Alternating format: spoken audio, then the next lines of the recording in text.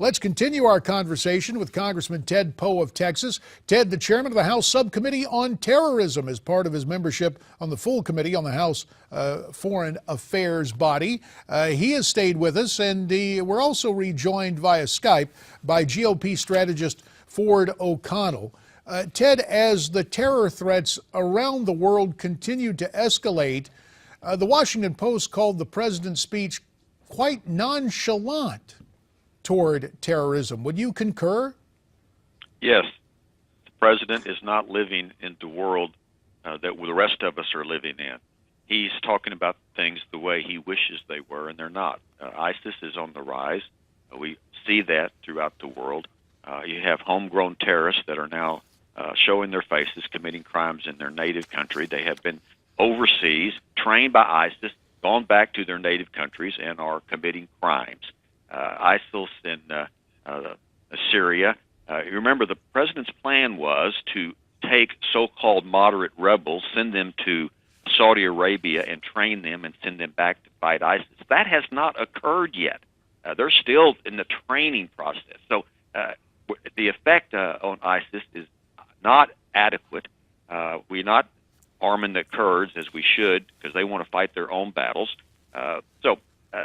The war on terror, so to speak, or the fight against ISIS, is not as successful as it could be, but the president thinks that it is.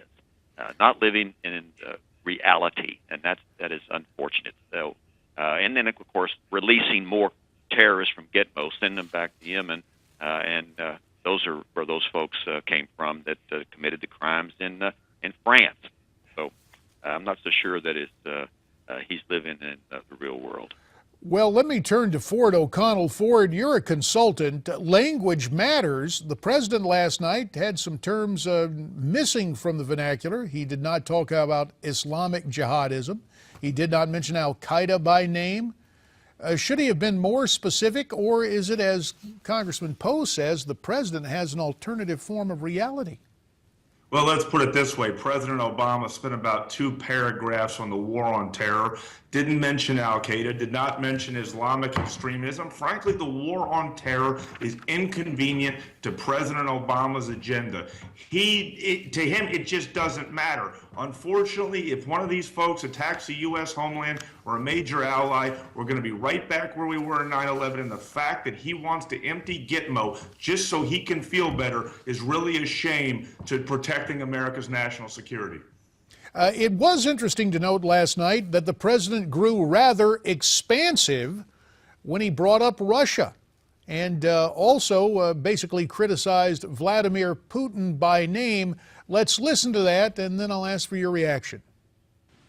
Mr. Putin's aggression, it was suggested, was a masterful display of strategy and strength. That's what I heard from some folks. Well, today, it is America that stands strong and united with our allies, while Russia is isolated with its economy in tatters. When we hear the president say that, Congressman Ted Poe, is that courting future trouble with Russia? Well, Russia has been aggressive. They took over a third of Georgia, and they still have it. They took over Crimea. They still have it. They're taking over eastern Ukraine. And meanwhile, the West just says, "Oh, please don't take over the rest of us." I don't know that to me, the president is not dealing with Russia, and once again in a reality atmosphere. They are still aggressive. Their economy is suffering. The reason the economy is suffering is because the oil prices have gone down, and that is their number one source of income, or one of their number ones. So I think that Russia is something that we need to understand. It's still in an aggressive mood, and they want to take over the old former Soviet republics.